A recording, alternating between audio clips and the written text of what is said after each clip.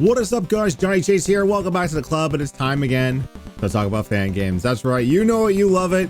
It's time to talk about 5 more fan games I think you guys should check out. So again, preface for this list is they have to be games that are made independently, have to be an executable for your PC. So these are not ROM hacks or alterations or homebrews for existing consoles or emulators. I always love checking out what fans have to offer and have their own unique spin on games, or just paying homage to some of their favorite games or coming up with something completely original.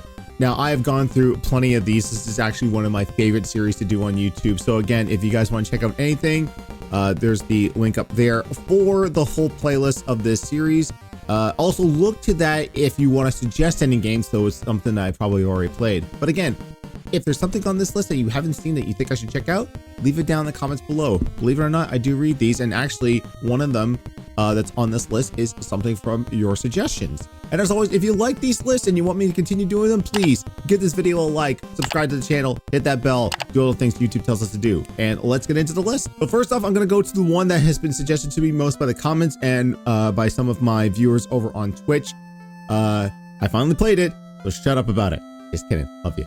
Today, we're going to be looking at Final Fantasy Renaissance. So this is a completely reimagined version of Final Fantasy for the NES. Again, it's not a ROM hack. It is 100% created from the ground up reimagining of Final Fantasy. So they've gone through and they've fixed some of the bugs that were present in the original NES release. Like there are a few spells that just have no stats whatsoever, so they technically don't work. Those have been fixed. Now, what's cool about this is that you can actually play the classic mode. So if you want to play a version of Final Fantasy that actually works, you can do it on this one. But the cool thing that they've done with this is all the extra stuff that they've added in. So you have your starting classes. So you have Warrior, Black Mage, White Mage, Red Mage, Monk, Thief. But now you can have extra ones that have been present in other Final Fantasy games. So you've got, you know, Lancer, which is a Dragoon. You've got Dark Knight. You've got Bards. You've got Dancers. The list goes on and on. Like you could create a completely unique team that you may have never used before in Final Fantasy and play the whole game that way. So I didn't get too far into it because, again, it's a JRPG, pretty grindy. You got to go through stuff. I've never played Final Fantasy all the way through myself, the first one anyways, and that's something I'm actually saving for later video and stream because I have the Pixel remasters on the PlayStation 4 and I'm planning on going through those. But man, like once I'm done with that, I would love to go back to this and play it through this way. Now, one of the other cool things is that you can switch the characters on the fly using the shoulder buttons, and they actually have different properties. Now, if you have the Dancer, you can talk to other dancers in the castles and villages that you go to. You get new songs. The Thief has the ability to find hidden items on the world map, so you can find, you know, caps and gloves and weapons and skill to help you out on your quest. I mean, the Dragoon starts off with the jump ability, tires him out at the end there.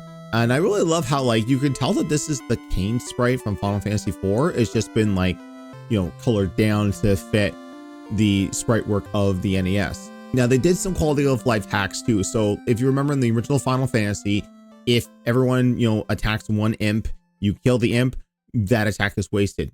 No longer in this, so everyone starts attacking, you just go on to the next monster in the line. But yeah, this is a fantastic fan project and a great reimagining of Final Fantasy. If you're not going into the Pixel remaster or don't want to boot up the original NES version, give this one a try. It's Final Fantasy Renaissance. Now, the next one I got is really short and sweet because it's based on a shorter game. It's a reimagining of an old Game Boy game if it was upscaled to the Game Boy Advance. This is Kirby's Dreamland Advance. So it uses the sprite work from the GBA games, obviously from like Nightmare in Dreamland and Kirby and the Amazing Mirror. So this is just, you know, a one-to-one remake of Kirby's Dreamland on the Game Boy. So you're not going to have the copy ability. You're not going to have any type of other abilities. The only thing that they've added in here that I'm, you know, a little bit thankful is they added the sprint ability and the slide ability in Kirby's Adventure on the NES. So it's just a basic, hey, what would happen if they actually ported this to the Game Boy Advance? I think it looks pretty cool. It plays really well. It feels exactly like a Kirby game should. I think we all forget that Kirby didn't have the copy ability in the beginning. If you're, a connoisseur of Kirby games, obviously you knew that, but maybe some of the younger generations that have been playing Kirby games all this time never realized that, like, hey, Kirby didn't always copy abilities. He just, sucked up enemies and spat them back out or swallowed them. So unfortunately, they don't have any of the extra stuff that was in the Game Boy. So like after you beat the game, you can play an extra mode where the enemies are harder and you got a little list of a health bar. I don't know if the code to put it at 1 hit point is in there, because I know that's something that was in the original Kirby's Dreamland. The only other thing that they programmed in here is a Flappy Bird clone. So you take one of the bat enemies and just play Flappy Bird. I know there's a few other fan projects like this where they had like GBA versions of games that should have been on the GBA.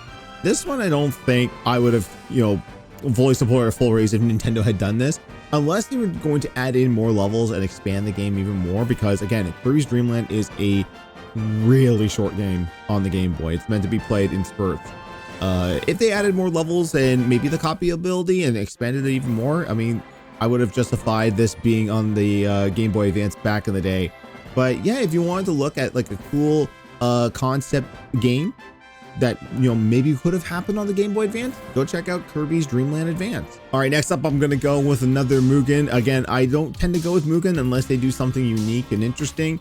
And I think I found it with this. This is Mortal Kombat Defenders of the Realm. Now, full disclosure, when I saw this in a listing of games I was going to check out, I honestly thought that this was another open BOR game. I've seen a few of these Mortal Kombat open BORs out there, and I wanted to try it out and find out that this is a fighting game. And this is actually a really good fighting game. So it takes, majority of the characters from the classic series, and you've got a few of the newer characters from the PS2 era.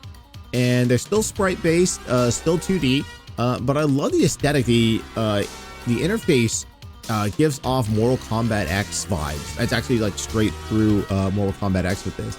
You got your combo systems. It plays a lot like Ultimate MK3 with the running and the combos, but they're also added in elements from the newer games. So there are combo breakers. You do have that in there. The artwork in it is fantastic. Like, it's still the arcade sprites, but they've cleaned them up to make them look a little bit more smoother. The effects in the game are fantastic. The fatalities are just as brutal as you remember them.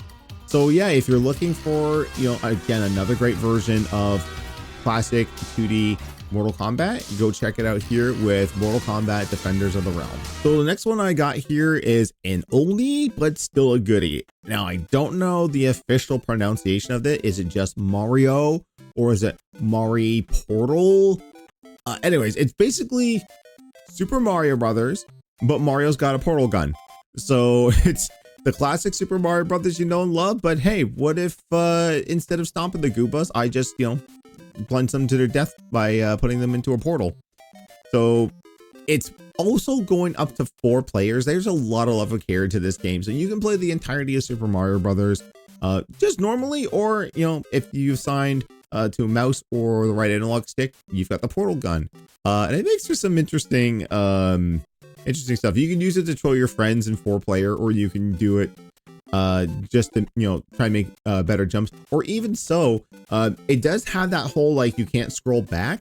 However, if you leave a portal at the beginning and decide, oh, I want to do the level over again, just open up the second portal and it'll whip you right back to the beginning. It's pretty cool. Now also too, they've actually made their own Portal maps, so you can actually play Portal with Mario in 2D, and it gets pretty tricky there.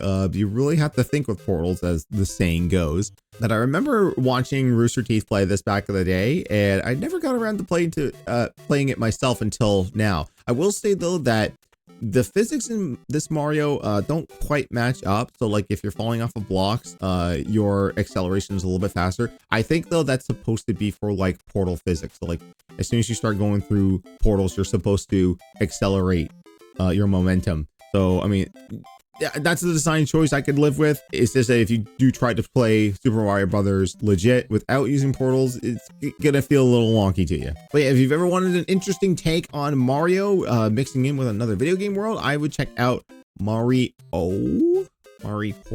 Someone give me the correct pronunciation in the comments, because I don't know.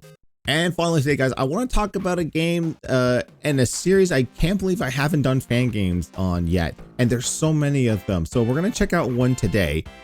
This is Sonic the Hedgehog Time Twisted. So this is a 2D side-scrolling Sonic game. This one here, I don't know the full story on, but there are some interesting little animated cutscenes that show that Dr. Robotnik is not the villain this time. It's some other furry creature. I don't know what's going on with this. Maybe I should read a synopsis on the internet about what this story is. But I mean, it's classic Sonic gameplay.